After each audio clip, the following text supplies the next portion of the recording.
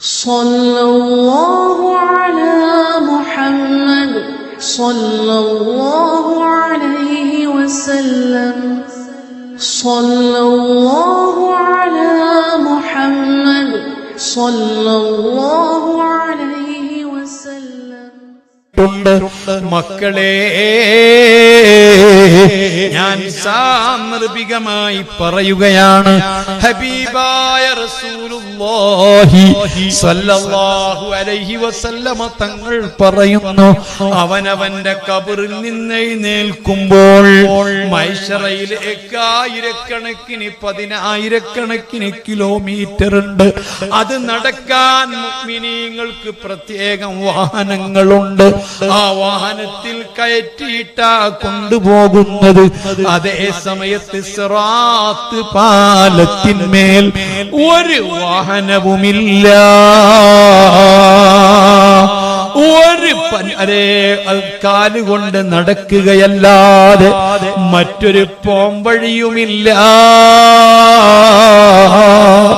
നിങ്ങൾ ഓർത്തു നോക്കൂ, അമ്പിയാക്കൾ അതിൽ കൂടി കടന്നു പോകണം, ഔലിയാക്കൾ അതിലൂടെ കടന്നു പോകണം, ശുഹദാക്കൾ അതിലൂടെ കടന്നു പോകണം. ആ രൂപത്തിൽ പാലം കടക്കുമ്പോൾ നിനക്ക് വളരെ പെട്ടെന്ന് അക്കരയെത്താൻ നബി സല്ലല്ലാഹു അലൈഹി വസല്ലമ തങ്ങൾ പറഞ്ഞ ചില കാര്യങ്ങളുണ്ട്. മോനെ, പള്ളിയിലേക്ക് കൃത്യമായി ജമാഅത്തിന് നടക്കുമ്പോൾ ബൈക്കിലൂടെ പള്ളിയിൽ പോകുന്നതല്ല, വണ്ടി കേറി പോകുന്നതല്ല. പള്ളിയിലേക്ക് ജമാഅത്തിന് വേണ്ടി നടന്നു പോകുമ്പോൾ ഓരോ കാലടി എടുത്തു വെക്കുന്നതിന് പകരം ഈ പാലത്തിലൂടെ 300 കാലടി വെക്കാൻ നിനക്ക് സാധിക്കുമെന്ന് ഹബീബായ റസൂൽ.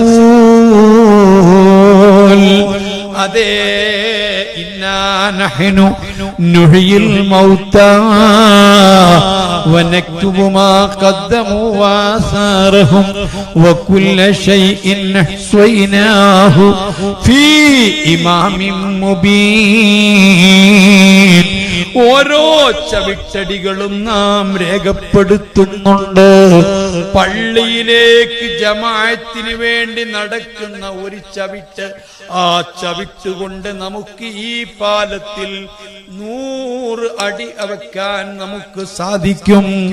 അതിനാണ് മഹാന്മാരായ സ്വഹാബത്ത് 3-4 മൈലുകൾക്കപ്പുറത്തിൽ നിന്ന് പള്ളിയിലേക്ക് ജമാഅത്തിന് നടന്നു വന്നത്.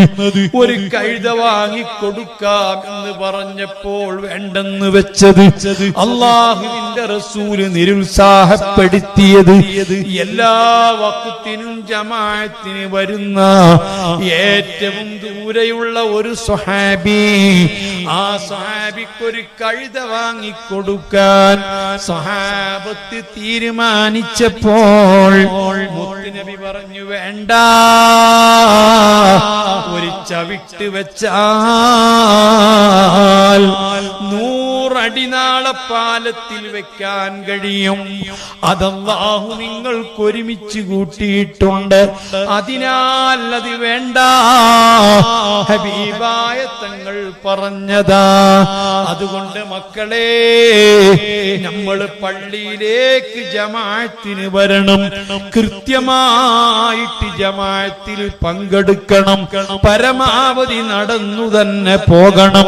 ഓരോ ചവിട്ടടിയും നമുക്ക് ഉപകാരപ്പെടണം.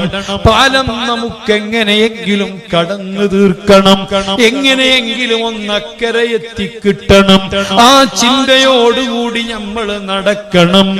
അല്ലാഹ് നമുക്ക് ആരോഗ്യം തന്നില്ലേ, കാലിന് ശക്തി തന്നില്ലേ, എന്തിനാണെന്ന് റബ്ബ് ചോദിക്കൂലേ? അല്ലാഹ് വഅൻഅംതു അലൈക വഖവൽതുക,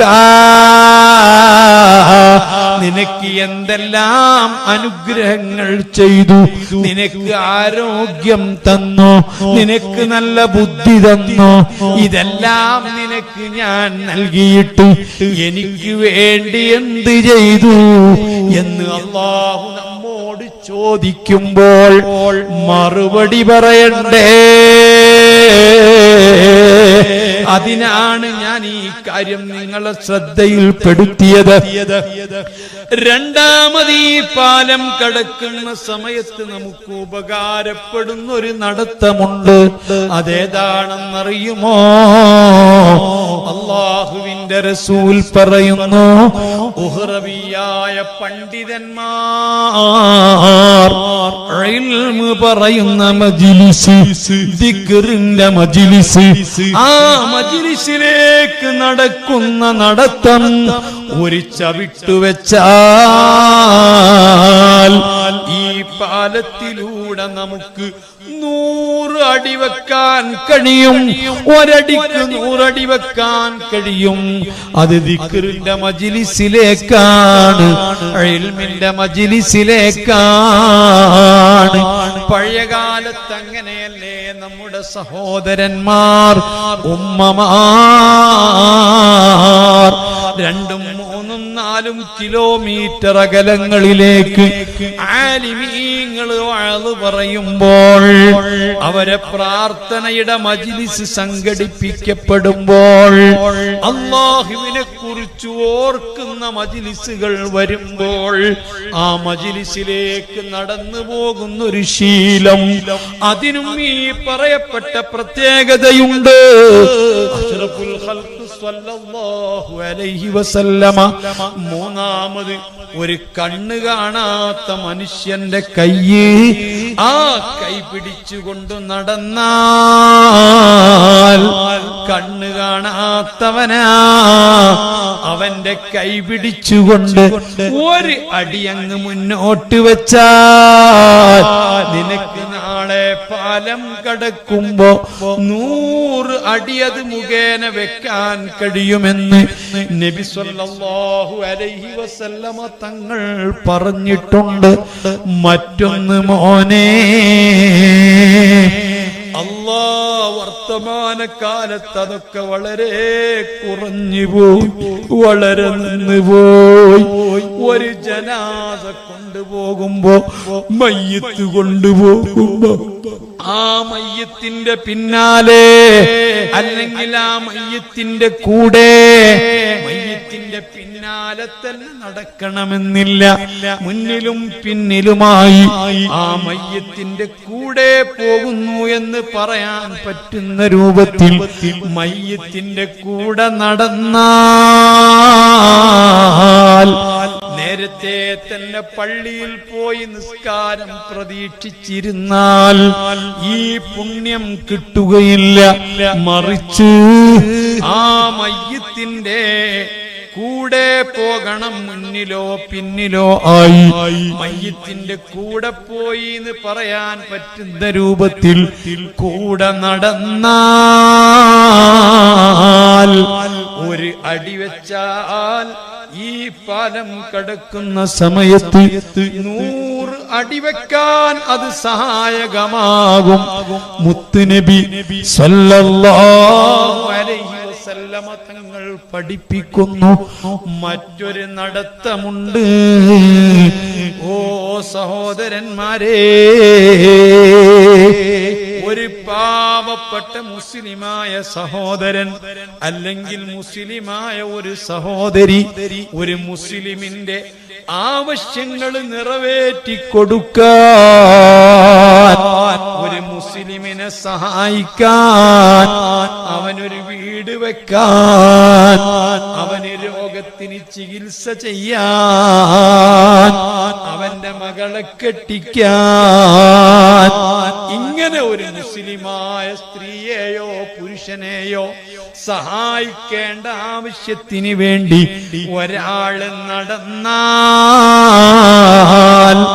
ആ ഒരു ചവിട്ടിനും ഇതുപോലെ 100 ചവിട്ടടി പാലത്തിൽ വെക്കാൻ അവസരമുണ്ടാകുമെന്ന് റസൂലുള്ളാഹ്.